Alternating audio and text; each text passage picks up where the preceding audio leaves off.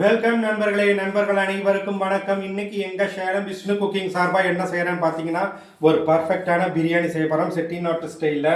அதுக்கு தேவையான இன்க்ரீடியன்ஸ்கள்லாம் வச்சுருக்கிறோம். இது பட்டை, லவங்கம், ஏலக்காய். அடுத்தது பார்த்தீங்கன்னா அதுக்கு ஒரு இஞ்சி பூண்டு பேஸ்ட் 50 கிராம் அரைச்சி வச்சுருக்கோம். தேவையான அளவு உப்பு, ஒரு 2 வெங்காயம், ஒரு 4 தக்காளி, அதுக்கு தேவையான ஜீரக சம்பா அரிசி, தயிர். இங்கே கறியை உப்பு மஞ்சத்தூள் போட்டு எண்ணெயில் ஊற்றி வேவிச்சு வச்சுருக்கிறோம்.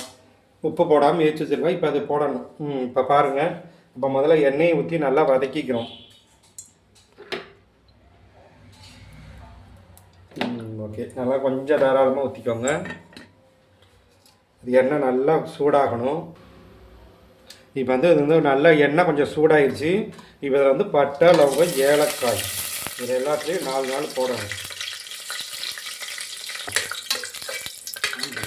இஞ்சி, பட்டை, லவங்கம் இலை, பிரிஞ்சி இலை, அன்னாசி முக்கு போட்டாச்சு.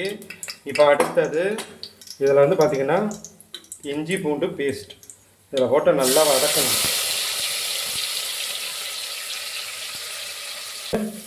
இஞ்சி பூண்டு பேஸ்ட் போட்டாச்சு. அடுத்தது வெங்காயம், நல்லா ஒரு 2 பெரிய வெங்காயம் கட் பண்ணி வச்சுருக்கிறேன். அது நல்லா பொன்னிறமாக நல்லா கோல்டன் ப்ரௌன் வர அளவுக்கு நல்லா வறுத்துக்கோங்க. தேவைப்பட்ட அளவுக்கு உங்களுக்கு தேவையான அளவு கூட்டி கொள்ளுங்கள், குறைத்து கொள்ளுங்கள். வெங்காய அளவு தான் இப்போ சொல்லியிருக்கிறேன். நல்லா வறுக்கணும், செஞ்சுக்கும்.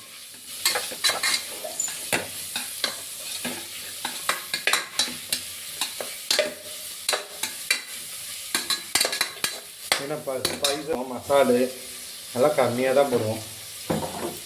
இங்கே நல்லா இதை கவனிக்க வேண்டிய விஷயம், இது நல்லா இப்போ கோல்டன் ப்ரௌன் வர்ற அளவுக்கு நல்லா அது பொன்னிறமாக அந்த வெங்காயம் நல்லா வதங்கணும்.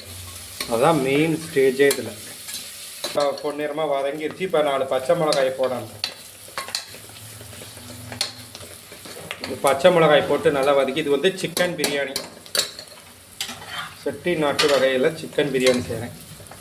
வதங்கிடுச்சு. இப்போ பொன்னிறமாக நல்லா வதங்கிடுச்சு. இப்போ இதில் நல்லா இப்போ தக்காளியை போடணுங்க. 3 தக்காளி, நல்லா பெரிய சைஸ் தக்காளியாக நறுக்கி வச்சுருக்கிறேன். அதை இப்போ நல்லா போடணும். இது நல்லா வதங்கணும். நல்லா வெங்காயம் தக்காளி எல்லாம் வதங்கிடுச்சு. இப்போ ஒரு கைப்பிடி புதினா, ஒரு கைப்பிடி கொத்தமல்லியை 2 சேர்த்து மிக்ஸ் பண்ணி வச்சுருக்கிறேன். இதை போடணும். ஒரு கைப்பிடி அளவு, இது 1/2 கிலோ அரிசிக்கான அளவு. அதுக்கு ஒரு 1/2 கிலோ சிக்கன் எடுத்து வச்சுருக்கிறேன். அதை வேவிச்சு வச்சுருக்கிறேன் முதல்லையே. இப்போ இதை நல்லா வதங்கணுங்க. இந்த மெத்தடில் நீங்கள் செஞ்சு சாப்பிட்டீங்கன்னா ஹோட்டல் பக்கமே போக மாட்டீங்க. அந்தளவுக்கு இது பர்ஃபெக்டான சுவையில் வரும். என் வீட்டிலலாம் மேக்ஸிமம் ஹோட்டல் பிரியாணி அதிகம் கிடையாது, வாங்குறதும் கிடையாது, சாப்பிட்றதும் கிடையாது. வீட்டு சமையல், ஒன்லி வீட்டு சமையல். பாருங்க, முதல்ல சிக்கனை நல்லா வெறும் மஞ்சத்தூள், 1 ஸ்பூன் மிளகாய்த்தூள், கொஞ்சம் எண்ணெயில் போட்டு வதக்கி இதை 3 விசில் விட்டு வேவிச்சு வச்சுருக்கிறேன். இதை இப்போ 3 விசில் விட்டு வேவிச்சு வச்சுருக்கிறேன்.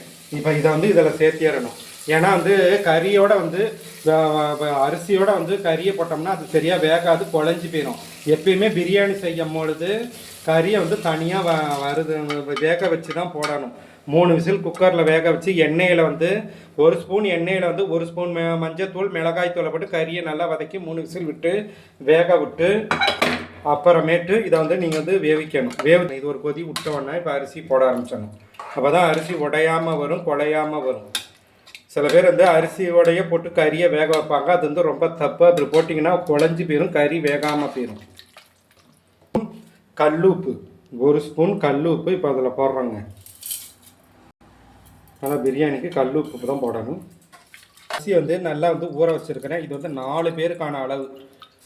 உங்களுக்கு அதிகமாக இப்போ ஒரு 6-7 பேர் இருந்தீங்கன்னா 1 கிலோ நீங்கள் போட்டுக்கலாம், இல்லை 3/4 கிலோ போட்டுக்கலாம்.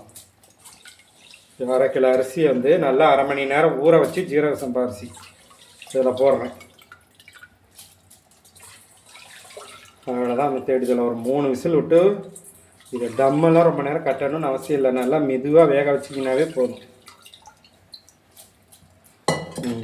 அதை நல்லா கிளறி விட்டு 1 ஸ்பூன் தண்ணியை ஊற்றி வச்சுட்டோம்னா போதும். 1 ஸ்பூன் சிக்கன் பிரியாணிக்கு இப்போ எல்லாமே போட்டு மிக்ஸ் பண்ணி வச்சாச்சு. இப்போ அது நல்லா ஒரு கொதி வந்துருச்சு. இப்போ நம்ம இதை இப்போ வந்து மூடியை போட்டு நல்லா 3 விசில் விடணும். கொஞ்சம் முடிஞ்ச அளவுக்கு ஸ்லோ மெத்தட்லேயே வேக வைங்க. ரொம்ப இதில் ஹை ஃப்ளேமில் வைக்காதீங்க. ஏன்னா இது நல்லா ஸ்லோவாக இருந்தால் தம் போட தேவை கிடையாது.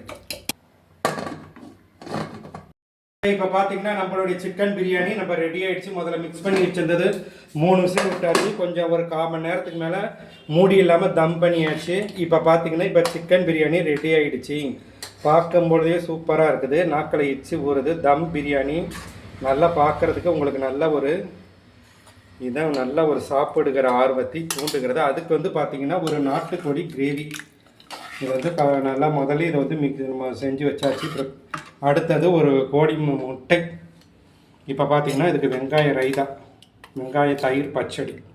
அவ்வளோதான் நண்பர்களே. இப்போ வந்து எங்கள் வீட்டில் இன்றைக்கி வந்து இதுதான் வந்து இன்றைக்கி சிக்கன் பிரியாணி, சிக்கன் வறுவல், முட்டை ரைதா.